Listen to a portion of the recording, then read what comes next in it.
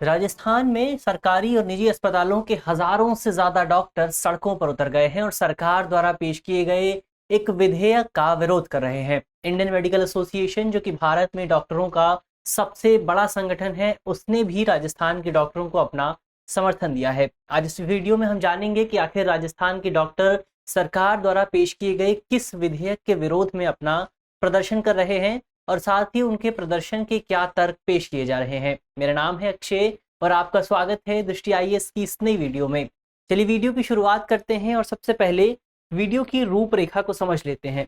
तो वीडियो में सबसे पहले हमने न्यूज़ यानी खबर की बात की। खबर को जानने के बाद हम कोशिश करेंगे कि आखिर भारत में जो राजस्थान सरकार ये विधेयक लेके आई है, यानी स्वास्थ्य अधिकार विधेयक, इस विधेयक के प्रावधानों को समझने की कोशिश करेंगे। इसके अलावा इस प्रस्ताव की आवश्यकता क्या है, यानी राजस्थान की सरकार इस पूरे प्रस्ताव को क्यों लेकर आई है, उसको भी जानने की कोशिश करेंगे। इसके अलावा इस प्रस्ताव के विरोध में डॉक्टर क्या तर्क दे रहे हैं, किस तरह की बातें की जा रही हैं, उन बातों को जानेंगे और साथ ही स्वास्थ्य विशेषज्ञों का इस पूरे विषय को लेकर क्या कहना है, उनके तर्कों को भी जानेंगे। अंत में इस पूरे विषय से जुड़े एक प्रश्न पर भी बात करेंगे। ये जो पूरा विषय है वो मुख्य तौर पर सामान्य अध्ययन प्रश्न पत्र 2 से जुड़ा हुआ है और आप इसे भारतीय समाज और स्वास्थ्य जैसे खंडों से जोड़कर देख सकते हैं। चलिए वीडियो की शुरुआत करते हैं और सबसे पहले जान लेते हैं कि आखिर राजस्थान की सरकार जो विधेयक लेके आई है, यानी राजस्थान स्वास्थ्य विधेयक, राजस्थान स्वास्थ्य अधिकार विधेयक, इस विधेयक में किस तरह के प्रावधान किए गए हैं। तो राजस्थान सरकार ये जो विधेयक लाई है, इस विधेयक में सबसे पहला और सबसे प्रमुख प्रावधान यही है कि राजस्थान का प्रत्येक निवासी, जो भी राजस्थान के तमाम सिटीजन्स हैं, उन सभी सिटीजन्स को सार्वजनिक अस्पतालों, यानी कि जो सरकार के हॉस्पिटल्स हैं, जो गवर्नमेंट हॉस्पिटल्स हैं, इसके अलावा कुछ प्राइवेट, कुछ चुनिंदा प्राइवेट हॉस्पिटल्स में मुफ्त तौर पर ओपीडी और आईपीडी सेवाएं प्राप्त करने का अधिकार मौजूद होगा। अब यहाँ पर रुकते हैं थोड़ा और ओपीडी और आईपीडी के बीच में अंतर जान लेते हैं। ओपीडी और आईपीडी के बीच के अंतर को समझ लेते हैं। तो ओपीडी का मतलब होता है आउट पेशेंट डिपार्टमेंट और आईपीडी का मतलब होता है इन पेशेंट डिपार्टमेंट। तो ओपीडी के तहत अगर आप जाते हैं, कोई पेशेंट जाता है, तो वहां पर आपकी डॉक्टर जांच करेगा और जांच के बाद आपको दवाई दी जाती है। लेकिन ओपीडी के तहत आपको हॉस्पिटल में हॉस्पिटलाइज नहीं किया जाता। वहीं इसके उल्टा होता है आईपीडी, जहां पर जांच के साथ साथ आपको कम से कम 24 घंटे के लिए हॉस्पिटल में एडमिट भी किया जाता है।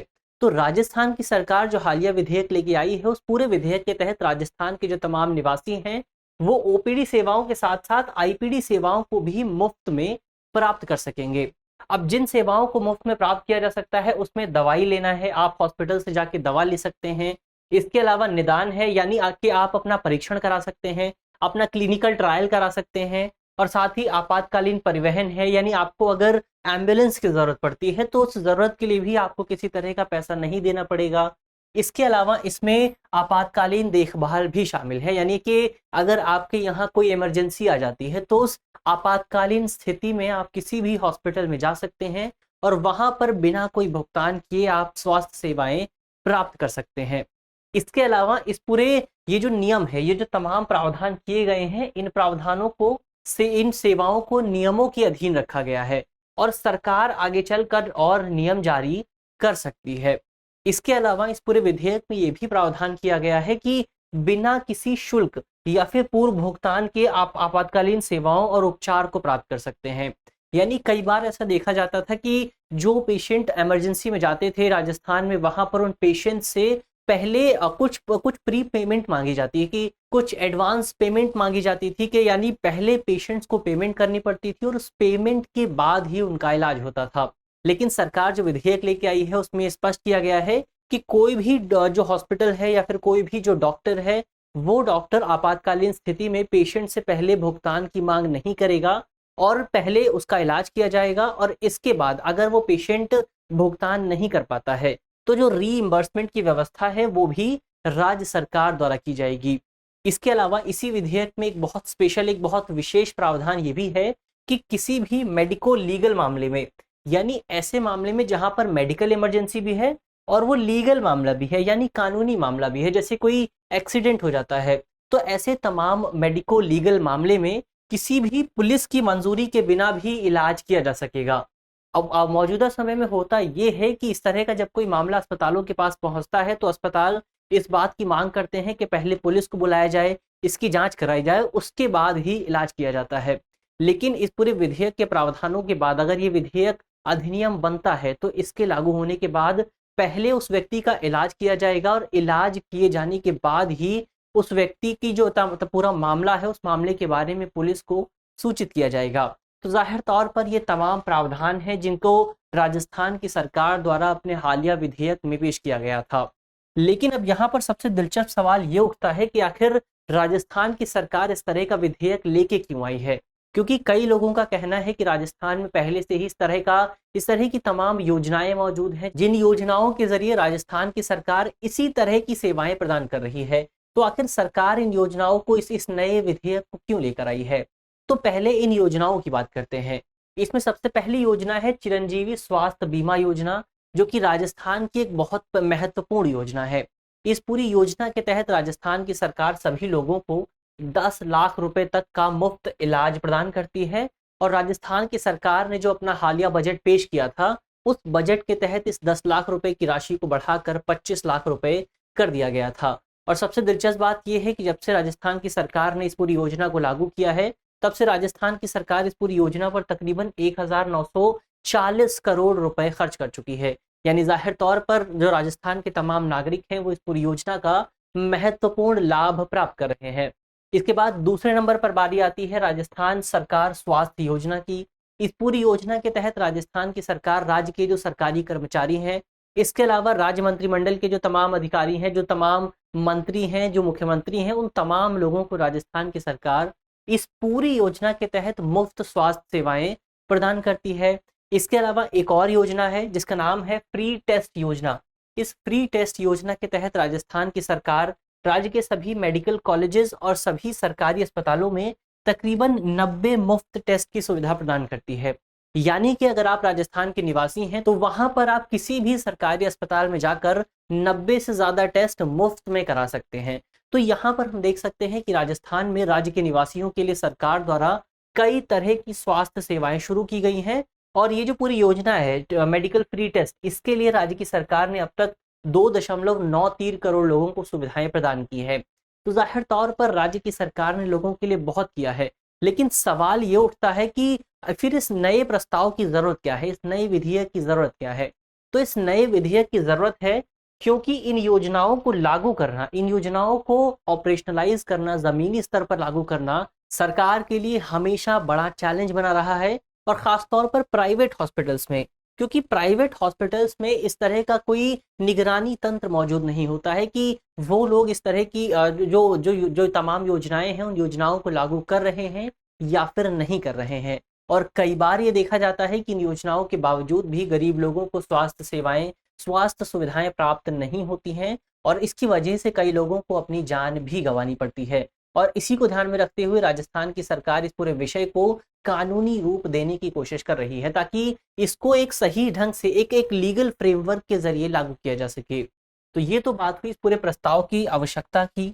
अब आगे बढ़ते हैं और जानते हैं कि आखिर जो डॉक्टर्स हैं राजस्थान के वो इस पूरे प्रस्ताव का विरोध क्यों कर रहे हैं। इसको जानने की कोशिश करें तो राजस्थान के डॉक्टरों का कहना है कि राज्य की सरकार ये जो नया विधेयक लेके आई है, ये नया विधेयक मरीजों की मदद बहुत कम करेगा, बल्कि इस नए विधेयक की वजह से राज्य के डॉक्टरों और अस्पतालों को दंडित करने की कोशिश की जा रही है। अब इस पूरे विधेयक में राजस्थान के डॉक्टरों के मुताबिक जो सबसे विवादित प्रावधान है वो आपातकालीन उपचार को लेकर है, इमरजेंसी ट्रीटमेंट को लेकर है। राजस्थान के डॉक्टरों का कहना है कि इसमें जो प्रावधान किया गया है, जैसे प्रावधान ये है कि राज्य के सभी सरकारी और निजी अस्पतालों के लिए बिना पूर्व भुगतान के आपातकालीन चिकित्सा प्रदान करना, आपातकालीन स्वास्थ्य सेवाएं प्रदान करना अनिवार्य बना दिया गया है। तो ऐसी स्थिति में राज्य के डॉक्टरों का कहना है कि भारतीय संविधान के मुताबिक जो स्वास्थ्य सेवाएं प्रदान करने की जिम्मेदारी है वो जिम्मेदारी तो राज्य सरकार की होती है। ऐसे में राज्य सरकार जब अपनी जिम्मेदारी को पूरा करने में विफल रही है तो राज्य सरकार अपनी जिम्मेदारी को डॉक्टरों और अस्पतालों को ट्रांसफर करने की कोशिश कर रही है। यानी राज्य की जो सरकार है वो अपनी जिम्मेदारी को पूरी तरह से नहीं निभा रही है। इसके अलावा राज्य के डॉक्टरों का ये भी कहना है कि इस पूरे विधेयक में कहीं भी आपातकालीन स्थिति को परिभाषित नहीं किया गया है। यानी कि इमरजेंसी क्या होगी, किसी को हार्ट अटैक आ रहा है, क्या उसे इमरजेंसी माना जाएगा, या किसी के सर में दर्द हो रहा है केवल उसे इमरजेंसी माना जाएगा। तो इमरजेंसी क्या होगी, कहां पर इसका इलाज होगा, इसको परिभाषित करने की कोशिश नहीं की गई है। इसके अलावा डॉक्टरों का ये भी कहना है कि अगर एक बार इलाज कर दिया जाता है तो डॉक्टरों को या फिर अस्पतालों को पैसा कैसे मिलेगा, रीइंबर्समेंट की क्या व्यवस्था होगी, उसका कोई मैकेनिज्म तय नहीं किया गया है। और अगर डॉक्टरों को पैसा वापस नहीं मिलता है, अस्पताल को इलाज का पैसा नहीं मिलता है, तो ऐसी स्थिति में अस्पताल को नुकसान का सामना करना पड़ सकता है। इसके अलावा डॉक्टरों का ये भी कहना है कि यहाँ पर यह भी स्पष्ट नहीं किया गया कि कौन सा डॉक्टर कौन सी बीमारी का इलाज करेगा, क्योंकि ये भी हो सकता है कि कोई जो किसी व्यक्ति की आंख में दर्द है और वो हार्ट अटैक के डॉक्टर के पास जाता है, दिल के डॉक्टर के पास जाता है, और यदि दिल का डॉक्टर उसका इलाज नहीं करता तो ऐसे में क्या वो व्यक्ति उस दिल के डॉक्टर के खिलाफ केस कर सकता है। तो इन तमाम जटिलताओं को इस पूरे विधेयक में स्पष्ट तौर पर संबोधित करने की कोशिश नहीं की गई है। इसके अलावा डॉक्टर्स का ये भी कहना है कि इस पूरे विधेयक में जो विवाद निपटान तंत्र है उसको लेकर भी तमाम सवाल उठाए जा रहे हैं, क्योंकि इस विवाद निपटान तंत्र में स्थानीय नेताओं और स्थानीय प्रशासन को शामिल किया गया है।